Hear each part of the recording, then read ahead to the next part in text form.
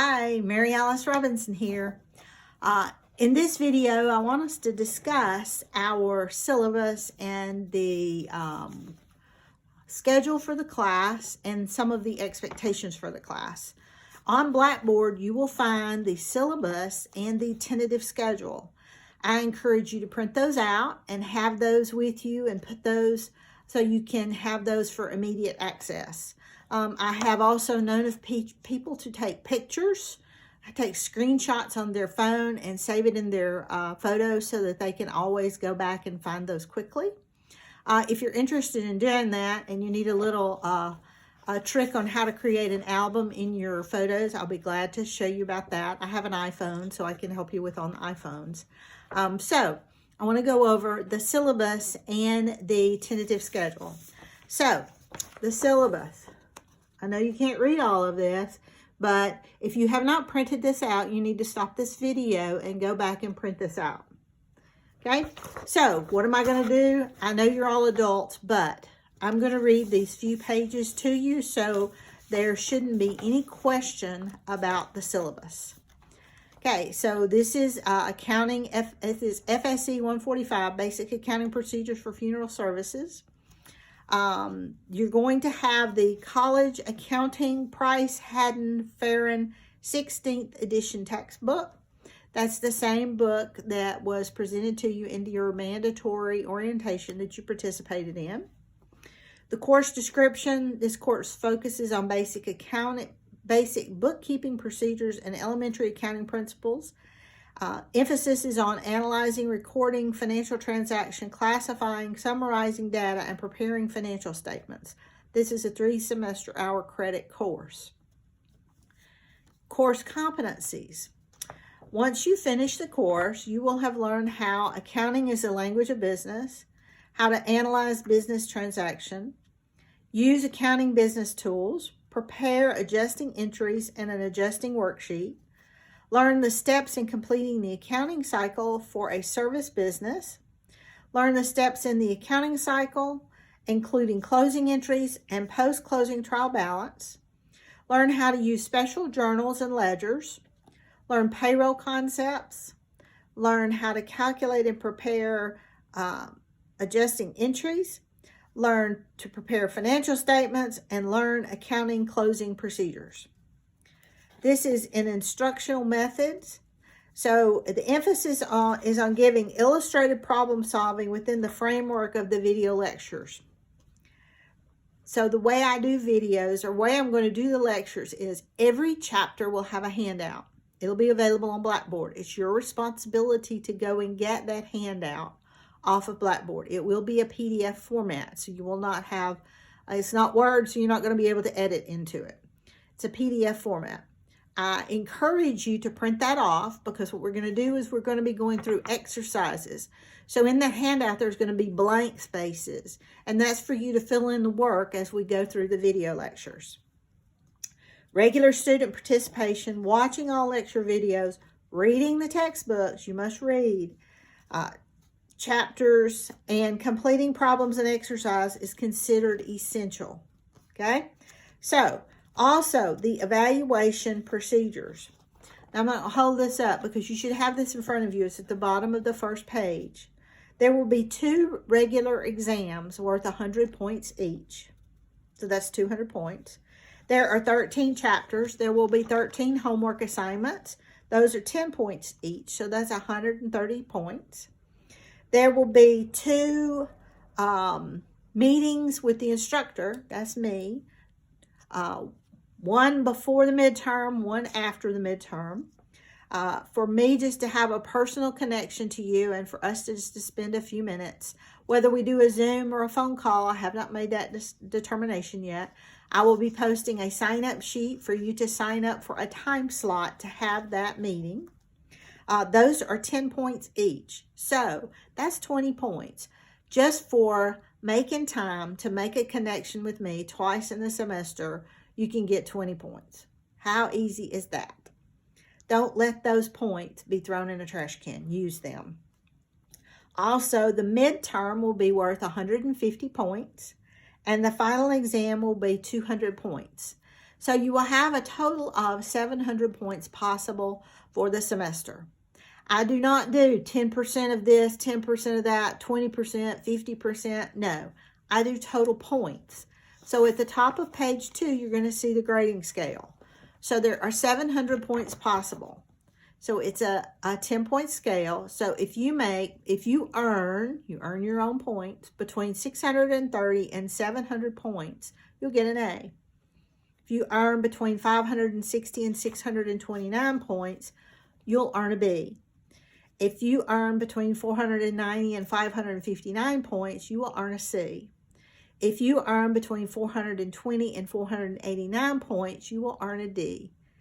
If you earn 419 points or less, that is a failing grade, and you will have earned an F. Ooh, yeah, no, don't do that. Don't do that. Homework policies. All homework assignments will be administered in Blackboard. Homework assignments are due 11 p.m. Central Time, whether it's Central Time, Central Daylight Time, whatever the time is, because we have a time change during the semester, 11 p.m. Central Time. That means 11 p.m. at night on the designated due date for the homework. So if homework was due today, you would have until 11 p.m. Central Time tonight to complete your homework assignment.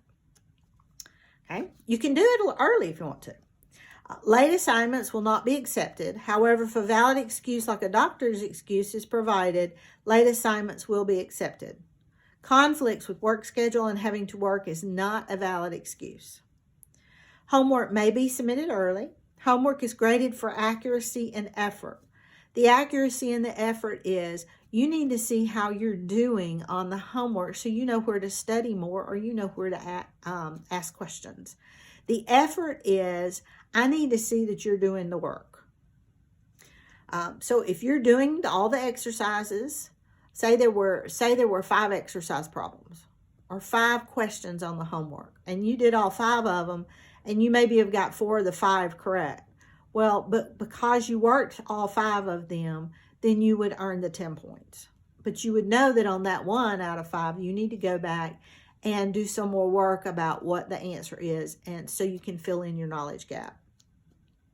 It's your responsibility to make sure all the problems and parts of the problems are fully attempted and completed. Okay, the homework turned in or submitted must be your own work and not a collaboration with another student. Copying another student's homework or collaborating with another student and submitting it as your own work is considered cheating. See the Academic Honesty Code. Okay, what about exam policies? All regular exams, remember we're going to have 2 regular exams, will be administered online on Blackboard. Regular exams will be accessible on the designated exam day from 6 a.m. until 9:59 p.m. Central Time. So at 6 a.m. Central Time on the date the regular exam is scheduled to be, the exam will open for your ability to access the exam. It will be available for you to access until 9:59 p.m. Central Time. That does not mean you can start it at 6 a.m. and work on it all day and finish it at 9:59. But you must begin the exam during this time period. If you don't begin the exam during this time period, you will have missed the window to start the exam. For regular exams, students will be given 90 minutes, that's 1.5 hours, to complete the exam from the time they start the exam. So you need to study for the exam just like if you were coming and sitting in a classroom to take it. And you need to start it, and once you start it, you're going to have it 90 minutes, 1 hour and a half to complete the exam. You can't stop and start. You will only have 1 opportunity to enter the exam. Now, if you have problems and technical difficulty, you need to text me at the number on the front of the syllabus that you have started the exam and you're having technical difficulties, okay? You can text me or you can text Ms. Smith, one of us. You need to communicate with us immediately if you start having technical difficulties, okay? So, you can start if you get up that morning and you're a bright and early person, and you want to start the exam at 7 a.m., well, you'll have till 8:30 a.m. to finish it. Okay? All regular exams, midterm exams, and final exams are closed book. No additional resources should be used while the student is taking the exam. This includes notes, textbook, chapter notes, glossary definitions, or the internet. No makeup exams will be given for a regular exam. Okay? You know way ahead what day the exam is going to be. You're giving a whole huge window on the day of the exam to start the exam. There's very high flexibility there. So no makeup exams are given for the regular exam. Please note a 0 will be assigned for a missed regular exam and be included in calculating your final grade. If a valid excuse, like a doctor's excuse, is provided, a student will be allowed to take a makeup regular exam. You remember, that says makeup regular exam. It won't be the same exam that everyone else had. Makeup exams are different. The midterm and final exam will be accessible on the designated exam day and time scheduled by the Funeral Services Education Program. For the midterm exam and the final exam, students will be given 2 hours to complete the exam from the time they start the exam. A grade of 0 will be assigned for a missed midterm exam. A grade of 0 will be assigned for a missed final exam. In your orientation, Ms. Smith told you all the details about what happens and what you need to do if at the last second you realize you're not going to be able to take an exam. Follow those guidelines provided in your orientation. Some calculators may have a memory storage capability. Using this tool during an exam is considered cheating. See the Academic Honesty Code. Now, you're going to need a calculator for the exam. It's not your phone. Don't use your phone for a calculator. You need to be able to add, subtract, multiply, and divide. Add, subtract, multiply, and divide. You can get a Dollar Tree or something like that calculator for less than $1 or $5. Something just add, subtract, multiply, divide. If you want to, most of those come with the square root functions also. Student participation. Students are expected to read every textbook chapter. Students are expected to view all lecture videos in a timely manner. Students who are unable to watch all lecture videos in a timely manner and complete the homework exercises should consider withdrawing from the class before poor participation interferes with the student's ability to achieve the objectives required in the course.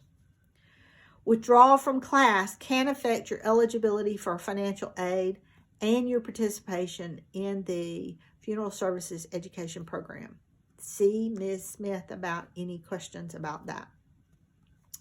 Class policies. A calculator is required. You should have a calculator ready to use during your lecture videos. Calculators are not provided for students, but students are encouraged to utilize one with which they're familiar. Get one that you need to get to be buddies with your calculator so you can be quick and efficient and not having to stumble on how do I use my calculator.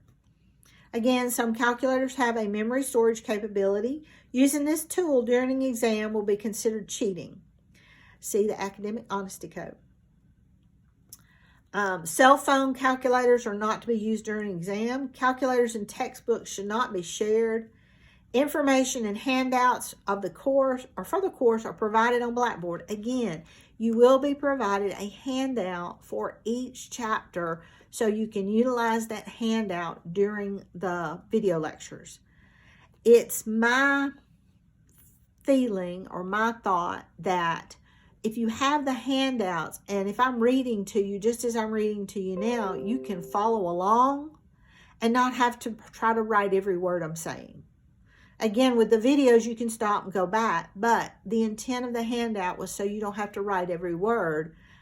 I want you to understand concepts, not trying to write every word I'm saying. Let's see. It's the student's responsibility to check Blackboard on a regular basis. I would say at least every other day for information and announcements. That's the only way I have to communicate with you. It's your responsibility to check that. That and email. Withdrawals, if you decide that this accounting is not for you, you must withdraw from the class as provided by the college policy. You need to see Ms. Smith and talk to her as quickly if you decide if that's your decision. Not participating in the course is not the same as withdrawing. Any students who stop participating in the class and taking exams will be assigned their grade based on the points they have earned. Please note the withdrawal dates provided in the college catalog for this semester schedule. Again, if that starts crossing your mind, you need to talk to Ms. Smith. Academic honesty. Any student who violates the academic honesty code will receive an F in the course. See the student handbook for the details description for the Jefferson State Community College Academic Honesty Code. Almost done. Statement on discrimination and harassment. Jefferson State Community College and the Alabama State Board of Education are committed to providing both employment and educational environments free of discrimination or harassment related to an individual's race, color, gender, religion, national origin, age, or disability. Such discrimination or harassment is a violation of the Jefferson State Community College and the Alabama State Board of Education policies. Any practices or behavior that constitute discrimination or harassment will not be tolerated.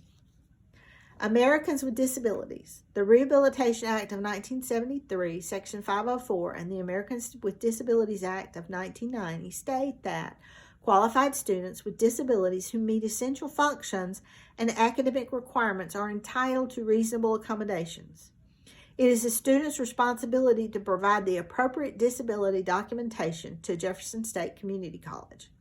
If that applies to you, that's no big deal. I have made accommodations many times and am willing to do that. That's not an issue. You just have to have all the right paperwork presented and provided so we can make those accommodations. Thank you for allowing me to go through the syllabus. Again, if you have any questions about the syllabus, there on the top of that page, there's my name, Mary Alice Robinson. My office hours are by appointment since I don't have an office at Jeff State. There is the phone number for emergencies. Don't send questions to that. Don't text me questions, but you can text me and say, Ms. Robinson, I'm in FSE 145. I've emailed you a question. Would you mind checking it? Also, there's the email. There's my Jefferson State email. That's where all your questions should be submitted. And once I get your question, then probably what I will do is I will post an announcement, say one of your classmates posed this question or asked this question, and here's the response. Because if one person has that question, probably several others also have it. Thank you for your time. I'm looking forward to this semester. Have a great day.